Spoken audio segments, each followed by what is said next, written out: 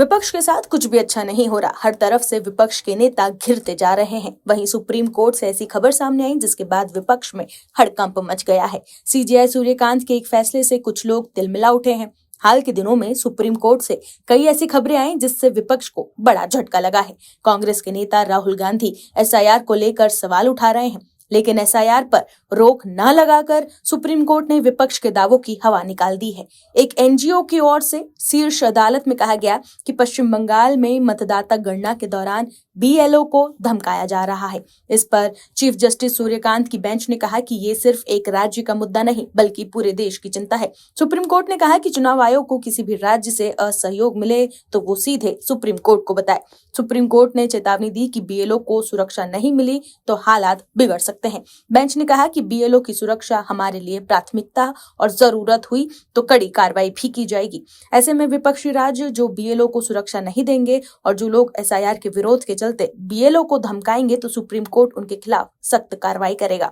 वहीं अब सीजेआई सूर्यकांत के फैसले से तिलमिलाए लोगों का विरोध शुरू हो गया है। क्या है खबर, बताते हैं आपको इस रिपोर्ट में। दर्शकों, आपको बता दें कि रोहिंग्या घुसपैठियों पर सुप्रीम कोर्ट में सीजेआई सूर्यकांत की एक मौखिक टिप्पणी के विरोध में चलाए जा रहे अभियान के खिलाफ सुप्रीम कोर्ट और हाई कोर्ट के 40 से ज्यादा जजों ने मोर्चा संभाल लिया है और इस तरह के प्रयासों की कड़ी निंदा की है। इन जजों ने सीजेआई के खिलाफ की जा रही कोशिशों को मोटिवेट कैंपेन बताया। इन रिटायर्ड जजों ने भारत के चीफ ऑफ जस्टिस सूर्यकांत के समर्थन में लिखी एक चिट्ठी में कहा कि हम रिटायर्ड जज रोहिंग्या प्रवासियों से जुड़ी कार्रवाई के दौरान माननीय चीफ जस्टिस की टिप्पणियों के बाद, जिसमें 5 दिसंबर 2025 का ओपन लेटर भी शामिल है, उन्हें निशाना बनाने वाले मोटिवेट कैंपेन पर अपनी कड़ी आपत्ति जताते हैं।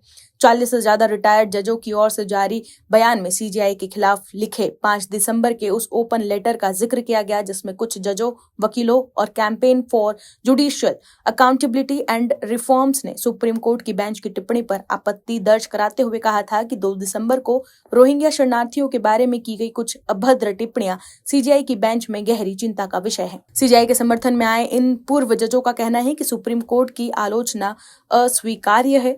उनका कहना है कि न्यायिक कार्रवाई पर आलोचना की जा सकती है, लेकिन सीजेआई के खिलाफ प्रेरित अभियान चलाया जा रहा है जो न्यायपालिका को बदनाम करने की कोशिश है।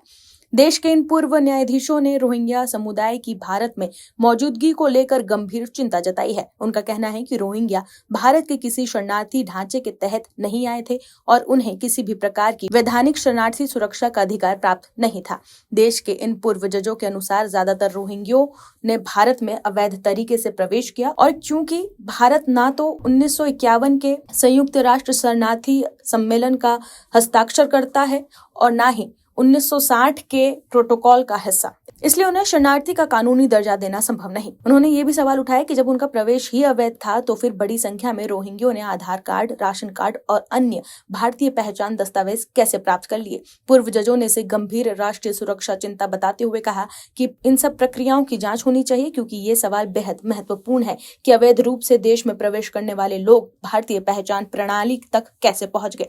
दरअसल 2 दिसंबर को एक्टिविस्ट रीता मनचंदा की ओर से दर्ज याचिका पर सुप्रीम कोर्ट की सीजेआई वाली बेंच में सुनवाई हो रही थी। तब मीडिया रिपोर्ट्स के अनुसार चीफ जस्टिस सूर्यकांत ने रोहिंग्याओं के शरणार्थी स्टेटस को लेकर सवाल किया था और ये भी पूछा था कि क्या घुसपैठियों का गर्मजोशी से स्वागत किया जाना चाहिए। सीजेआई सूर्यकांत ने रोहिंग्याओं को लेकर कहा था कि पहले बाढ़ पार करके या फिर सुरंग खोद कर गैर कानूनी रूप से दाखिल होते हैं और फिर भोजन, पानी और शिक्षा का हक मांगने लगते हैं।